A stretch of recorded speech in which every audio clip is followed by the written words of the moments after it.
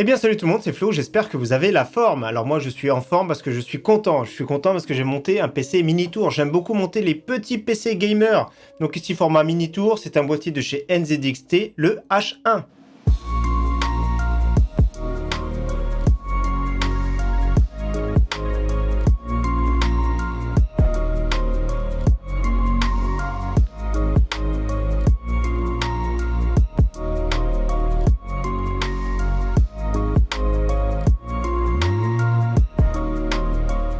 Donc voilà, nouveauté de chez NZXT, le H1. Grosse particularité de ce boîtier, déjà, c'est qu'il est très compact, je vais vous donner les mensurations.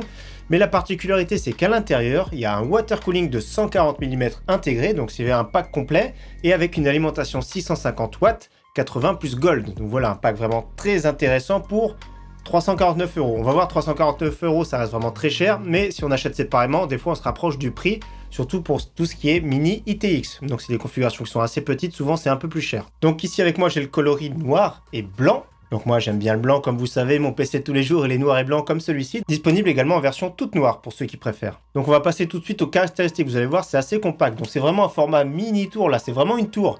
Pour le coup c'est vraiment une tour. Donc dimension, on est sur presque 39 cm de hauteur. Sur presque 19 et sur presque 19 cm. Donc voilà, c'est relativement compact. Le poids d'usine avec tout, le water cooling plus l'alimentation, c'est 6,5 kg. Donc c'est un boîtier en acier, malheureusement pas de l'aluminium, du verre trempé ici. Donc je vais le démonter, je vais vous présenter tout ça, vous inquiétez pas. Donc configuration complète, parce qu'on va me le demander, c'est environ 1000 €. Dedans j'ai une B450i Aorus Pro, donc une carte mère mini ITX. J'ai mis un petit Ryzen 7 2700X.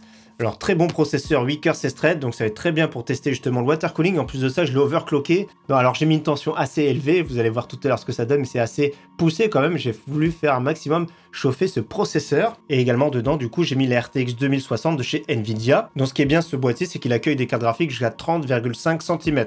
Donc pas mal de cartes graphiques, vous allez voir tout à l'heure qu'il y a encore de la place, notamment sur une RTX 2060. Donc boîtier H1, je vais tout le démonter, je vais vous montrer au fur et à mesure.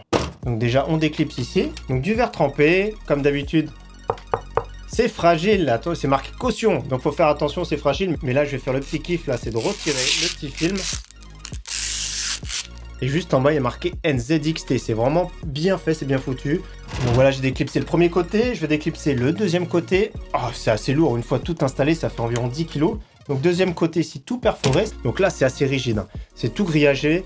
J'aime bien cette finition de chez NZXT d'ailleurs. Et donc maintenant, il n'y a plus qu'à soulever comme ça le couvercle. Donc voilà, c'est super sympathique. Et nous avons de chaque côté des filtres comme ça qui sont aimantés. Donc c'est très pratique, c'est lavable.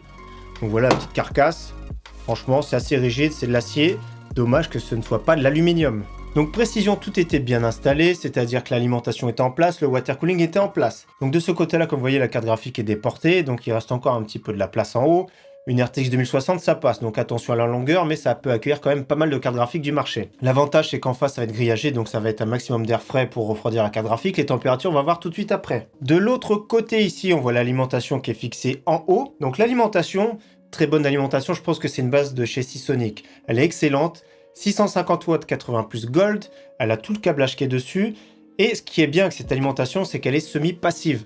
Alors le ventilateur, j'ai fait des tests, j'ai fait notamment des 3D marques, elle s'est jamais mis en route, donc franchement super silencieux, j'ai approché l'oreille, aucun condensateur, donc c'est une alimentation qui est vraiment super silencieuse. On l'entend pas d'ailleurs. Ici le radiateur de 140 mm, donc il y a deux vis ici à enlever pour faire basculer ici, je vais le faire de suite d'ailleurs. Donc pour installer, il faudra juste retirer ces deux vis là. D'ailleurs tout est indiqué avec des petites étiquettes blanches. Donc voilà, le water cooling il se passe comme ça.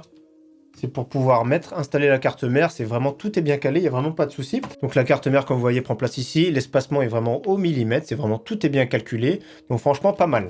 Et précision, bien sûr, n'oubliez pas de mettre ici l'interrupteur sur la position 1, parce que si vous refermez tout, il faudra tout renlever. Et dernière particularité de ce boîtier, c'est au niveau de la garantie. À la base, c'était prévu pour une garantie de 2 ans, ils ont étendu maintenant, à la sortie, ce sera une garantie de 3 ans. Donc tout est de garantie 3 ans, que ce soit l'alimentation, water cooling et le boîtier en général. Donc il y a plus de risques, on va dire, sur l'alimentation bien sûr, voire le water cooling. Donc comme vous voyez, l'espacement c'est vraiment au millimètre, c'est bien compté. Le poids c'est quand même un mastoc, mais ça prend pas beaucoup de place sur un bureau, c'est ça qui est vraiment très très bien. Donc voilà, au niveau montage, il n'y a vraiment pas de souci, il faut suivre la notice. C'est pas compliqué, mais il faut quand même comprendre le système. Donc également à l'intérieur, il y a le câble d'alimentation, bien sûr, ça c'est cool. Pour le water cooling, il y a tout ce qui est fixation Intel et AMD. Donc sur le dessus, je vous avais pas montré, mais il y a le bouton power. Il y a un USB 3.0, il y a de l'USB type C, et il y a une prise jack qui fait micro et audio, comme sur les smartphones par exemple. Et ce qui est vraiment cool, ça c'est vraiment bien pensé, je vais vous montrer, c'est qu'il y a le dédoubleur parce que tout le monde n'a pas un casque micro avec les deux entrées directes. Donc le dédoubleur c'est vraiment très bien, côté audio, côté micro, avec le petit NZXT marqué dessus, c'est vraiment super sympa. Et ce qui est bien pensé également sur ce boîtier, c'est tout ce qui est front panel, c'est un seul câble à switcher directement sur la carte mère. Vous n'avez pas tous les petits trucs dessus à brancher, directement le câble, je vous montre en vidéo, il y a juste à le brancher ici sur la carte mère. Donc voilà, l'installation, ça m'a pris environ 1 heure. C'est vraiment agréable de monter un petit PC comme ça qui soit très performant. Je vous rappelle, c'est environ 1000 €. Hein. C'est sûr que le boîtier, 349 €, c'est le prix annoncé à la sortie. Faut voir avec le temps ce que ça va donner, mais déjà une alimentation comme ça, c'est environ 100 €. 650 watts SFXL, c'est environ 100 € pour une très bonne alimentation. Le water cooling, ça tourne à environ de 80-100 €. Et un boîtier comme ça, souvent, c'est dans les 100 €, un boîtier mini ETX qui est bien pensé comme celui-ci. Donc on se rapproche dans les 300 €. Ici, 349 €, c'est le prix de sortie. À voir avec le temps, bien sûr. Donc maintenant, on va passer aux performances. Alors, performance vraiment agréablement surpris. Surtout au niveau du silence, j'étais vraiment bluffé. Donc le PC au repos, 35 décibels, déjà, c'est très silencieux. Là, ça fait plaisir. 35 décibels, on l'entend presque pas. Et en charge, il est monté à maximum 36-37 décibels. Franchement, en charge, que ce soit en jeu, que ce soit en benchmark, il est monté à maximum 37 décibels. C'est un PC qui est vraiment très silencieux. En plus de ça, je vous rappelle, le processeur était fortement overclocké. Le Ryzen 7 2700X, un 8 cœurs 16 threads. Donc ici, j'ai poussé le voltage à environ 1,4 volts, ce qui est quand même assez conséquent. Le water cooling, quand même, assez bien débrouillé, 75 degrés. Maximum enregistré en benchmark, en jeu, tournera plus dans les 70 degrés, donc c'est quand même assez élevé en soi, mais c'est pas dérangeant, c'est pas risqué pour un processeur. Bien sûr, je vous recommande pas d'overclocker fortement comme j'ai fait, mais c'est vraiment pour tester ici la bête, surtout le refroidissement, parce que l'espacement est vraiment contenu. La carte graphique, la RTX 2060 a atteint 72 degrés, la plupart du temps dans les boîtiers elle tourne à 69-70 degrés, donc c'est vraiment pas mal, hein, et elle bénéficie directement en face d'un apport en air frais, donc là c'est vraiment très bien. 72 degrés, c'est vraiment super raisonnable, et surtout en silence, hein, parce que les versions Founders Edition de chez Nvidia sont vraiment très bien faites. Donc pour conclure ce boîtier, le H1 de chez NZXT, personnellement moi j'aime beaucoup les configurations qui sont petites et puissantes. C'est vrai qu'il n'y a pas de RGB, pour ceux qui aiment beaucoup les RGB, il n'y a pas de possibilité de rajouter de ventilateur par exemple sur ce boîtier. Donc il faudra remplacer par exemple le ventilateur de 14 cm de ce water cooling. Après c'est à vous de voir, mais ça c'est un boîtier qui est vraiment super sobre. Voilà, en tout cas, merci à tous d'avoir suivi cette vidéo. J'espère que le test de ce boîtier H1 vous aura plu. Je vous dis merci à tous, à très bientôt. Ciao, bye!